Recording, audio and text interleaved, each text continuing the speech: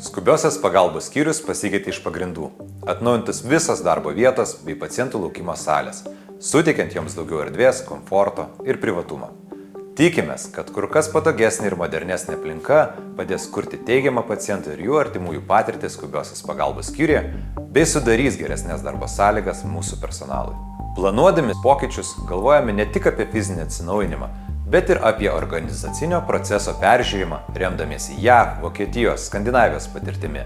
Ypatingą dėmesį skiriame paciento kelio aiškumui, kad pacientai geriau suprastų, kaip vyksta darbas skubiosios pagalbos skyriuje, žinotų, kuriame savo vizito etape jie yra, kiek laiko dar reikės laukti.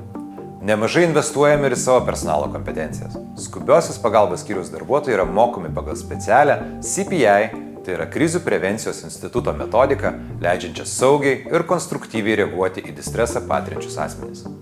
Pokyčių tikrai nemažai, o juos trumpai galime apibūdinti žodžiais: patogiau, efektyviau, saugiau.